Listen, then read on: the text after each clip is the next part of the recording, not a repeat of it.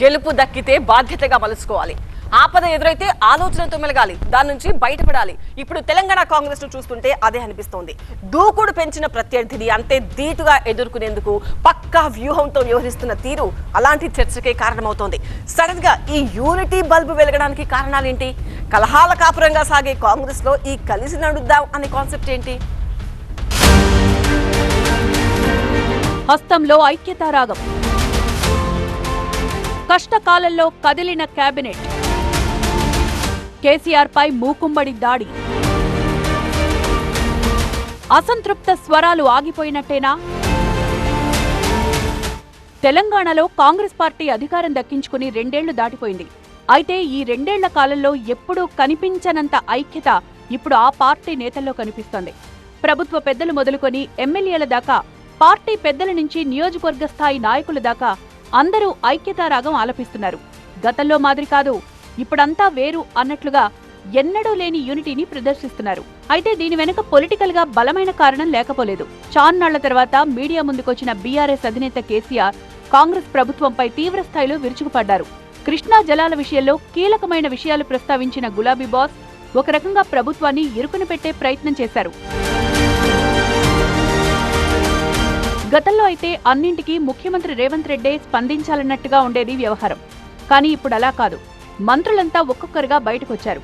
KCR press meet పూర్తవగానే cabinet మొత్తంగా కదిలిందని చెప్పొచ్చు. అలా కేసీఆర్ ముగించారో లేదో అదే మీడియా చిట్చాట్లో కౌంటర్లు విసిరారు సీఎం రేవంత్ రెడ్డి. ఆ వెంటనే మీడియా ముందుకొచ్చిన ఉత్తమ్ కుమార్ రెడ్డి కేసీఆర్ చెప్పినవన్నీ అబద్ధాలంటూ లెక్కలతో సహా వివరించే ప్రయత్నం చేశారు. డ్యామేజ్ కంట్రోల్ కోసం తన వంతు కీలక పాత్రే పోషించారు. ఆ తర్వాత ఇదే విషయమై కేసీఆర్ విమర్శల్ని, ఆరోపణల్ని బలంగా తిప్పికొట్టాలంటూ మిగతా మంత్రులకు, ఎమ్మెల్యేలకు సీఎం రేవంత్ రెడ్డి దిశానిర్దేశం చేశారు. అందుకే ఈ విమర్శల ప్రతిదాడి సీఎం రేవంత్ రెడ్డి, మంత్రి ఉత్తమ్ కుమార్ రెడ్డితో ఆగలేదు.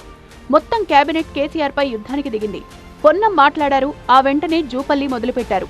వాకిటి శ్రీహరి, సీతక్క ఇలా మంత్రులంతా తమ మాటలకు మసాలా దట్టించేశారు. అంశమేదైనా అసెంబ్లీకొచ్చి మాట్లాడాలి అంటూ సవాళ్లు విసిరారు. తమ తమ పేషీల్లోనో, ఆఫీసుల్లోనో కాకుండా ఏకంగా గాంధీభవన్కొచ్చి మరీ గులాబీ దళపతికి ధీటైన జవాబిచ్చే ప్రయత్నం చేశారు మంత్రులు. గతంలో కేసీఆర్ లాంటి ఉద్దండ నాయకుడు విమర్శలు చేస్తే దానికి ఇటు నుంచి ముఖ్యమంత్రి స్థాయి నాయకుడే మాట్లాడాలి అన్నట్లుగా కాంగ్రెస్ నేతలు భావించేవారు. కానీ ఇప్పుడు మునుపట్లా కాదు. మూకుమ్మడి దాడితో ప్రతిపక్ష నేతపై ప్రతి విమర్శలతో విరుచుకుపడ్డారు. గంటన్నర ప్రెస్ మీట్లో కేసీఆర్ చేసిన ఆరోపణలు, విమర్శలు కాంగ్రెస్ ప్రభుత్వానికి భారీ డ్యామేజ్ చేస్తాయని ప్రత్యేకంగా చెప్పాల్సిన అవసరం లేదు. అందుకే ఈ విషయంలో ముందుగానే మేల్కొన్న ప్రభుత్వ పెద్దలు అంతా కలిసికట్టుగా ఈ ఉపద్రవాన్ని ఎదుర్కొనేందుకు ముందుకు కదిలారని స్పష్టమవుతోంది. మంత్రులతో పాటు ఎమ్మెల్యేలు, పార్టీ స్పోక్ పర్సన్స్, సీనియర్ నాయకులు తమ తమ స్థాయిలో కేసీఆర్ ను టార్గెట్ చేస్తూనే ఉన్నారు. గాంధీభవన్ నుంచి మీడియా ముఖంగా గట్టిగానే సమాధానమిచ్చే ప్రయత్నం చేస్తున్నారు. మొత్తానికి హస్తం పార్టీ అంటేనే అస్తవ్యస్తం అనే ప్రచారానికి ఇప్పుడు కాంగ్రెస్ నాయకులు ఫుల్ స్టాప్ పెట్టేస్తున్నారని చెప్పొచ్చు. వారిలో కనిపిస్తున్న కలివిడితనం, వినిపిస్తున్న ఐక్యతారాగం పరిస్థితిని కళ్లకు కడుతోంది. పార్టీలో సన్నాయి నొక్కులు కూడా తగ్గుముఖం పట్టినట్టే ఉంది. అసంతృప్త స్వరాలు సైతం ఈ మధ్యకాలంలో సౌండ్ బాగా తగ్గించేశాయి.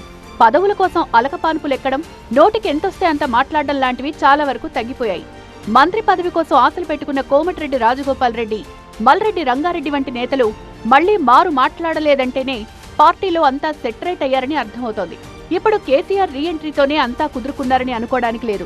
ఎందుకంటే జూబ్లీహిల్స్ ఉప ఎన్నికల నుంచే కాంగ్రెస్ లో ఈ కలిసి నడుద్దామనే కాన్సెప్ట్ పనిచేస్తోంది.